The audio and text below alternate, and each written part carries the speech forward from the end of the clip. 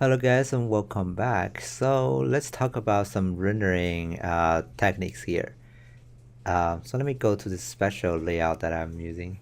Actually not doing anything. Anyway, so maybe I can reset that. Okay. Doesn't really do anything actually. So I'm just gonna use what I have here now. So I'm gonna talk about render AOVs. Now that's gonna be like surprisingly like outlooked by many like artists, um, especially in like a school setting. Like I just don't see people like professors talking about it that much. Don't know why. It's actually the thing that the industry uses a lot, and compositing is just gonna be one of the working pipelines for most of the studios, especially for like movie studio and commercial advertisement, because those studios has to put their things together, right? You have CG, you have VFX simulation, and you have real footage from real shot. You have the actors and stuff, and you put them together, right, in some kind of like way, and you tweak them so that they fit together, like like they're an actual physically correct like environment and with the characters explosion and all the CGs added together. So that's called compositing. And to be able to make that workflow easier and faster and without having to re-render a lot of stuff, uh, there's a technique called AOVs, or render elements for V-Ray, render passes, or whatever that is for other renderers. Okay, in our node it's called AOV. Okay. So AOV is basically the breakup of the rendering. So when the computer is rendering the final image, it's actually rendering different parts separately. Like it's gonna render the direct lighting, and then it's gonna render indirect lighting. It's gonna render the reflection, and that includes direct reflection and indirect reflection. So it's a lot of things. It's rendering separately, and because of that separation, you could ask the renderer to give you the result of different steps. In this case, if I go to the AOV browser here and grab, let me scroll down, you can see the diffuse direct and put it in there. And that's basically asking the Arnold renderer to actually give me a copy of the calculation result of the calculation of the direct lighting. And then I can do that also for the diffuse indirect. And that's just for the diffuse. And scroll down, you can also see specular direction, direct and specular indirect. Okay, so that's going to be two more like rendering passes or AOVs that the renderer is actually rendering separately, and you're basically asking it to give you that rendering result as a copy, so you can use it later on.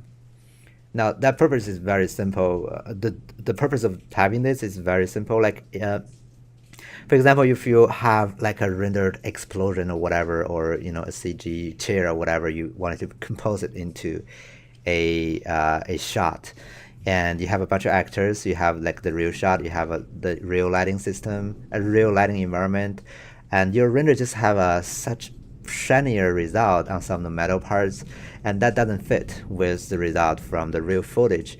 And then you have the ability now to go to the specular channel specifically, and you lower that down or even blur it so it's rougher, and then you don't have to go back and re-render it. Okay, that's going to save you a whole lot of time. And sometimes it's even like not possible to just try to render it like correctly, because your footage could have a really complicated lighting setup, and to do a similar lighting setup in the CG environment is just not going to be that easy. And using 2D compositing way to tweak those different channels to make it looks like the same result that the actual footage is having is critical to get a convincing final composite result. So compositing is not something you kind of like some extra thing you can choose to do or not.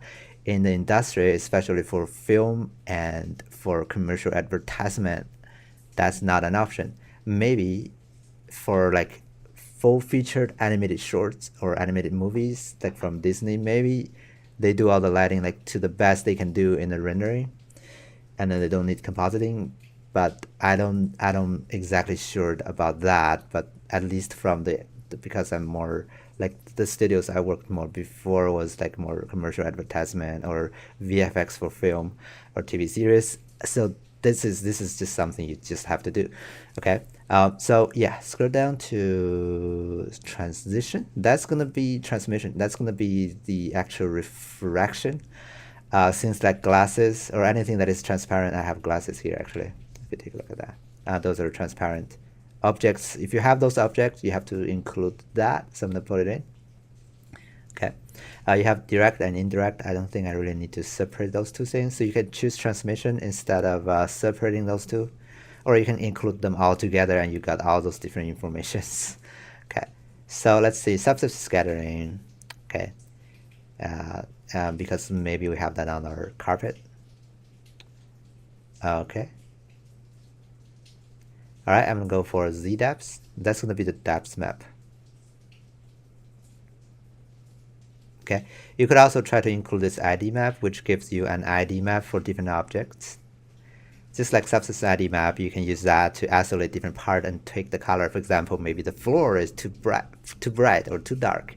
With this ID map, you can isolate the floor and you can use compositing to brighten it up. And that doesn't require you to re-render it either, right? Really, really helpful sometimes. But this one is not all that powerful because ID map, for some reason, the render result is not that hard to help you. That easy to isolate. You have to use keying to do it, which we may have to talk about later on. And one more thing I want to add is actually the ambient occlusion, and I'm gonna go do that by adding a custom one. Okay, I'm gonna call this guy AO and create. Okay, so for the AO custom one I added here, it doesn't have anything yet, but this custom one basically is going to allow you to assign a different material, and everyone will be rendered with that material for this particular pass, and that's going to be in the shader part. So I'm going to go click on this checker box and choose Arnold and scroll down to the middle. We have AI utility. I'm going to call this guy AO material. And then in the shading mode, I'm going to change that to ambient occlusion. Okay. All right, that's going to be the setup we have here, I believe. So I'm going to go close this guy, and let's take a look at how that looks like with a render. So let me go ahead and click on this render button. Okay. And that's going to go through the render now. And here in this drop-down list, you can see now we have all the things we defined, like the AO, for example. You can see this is basically rendering the AO. And we have the ID map. As you can see, this is the ID map. Surprisingly, we have the carpet that's black. That's perfect. Can change it. This ID map is based on object, like what I mentioned earlier. And you can see, well, for that particular reason, we cannot isolate the floor anymore because the wall is the same. So we may need to use some rotosculpting so to isolate the floor with the combination of keying to get that isolated. I mean, get the yellow color isolated, and then we can then use roto to mark out the areas that we don't want to include. But for things like you can see this guy and this guy, the colors are too close, so it's hard to differentiate.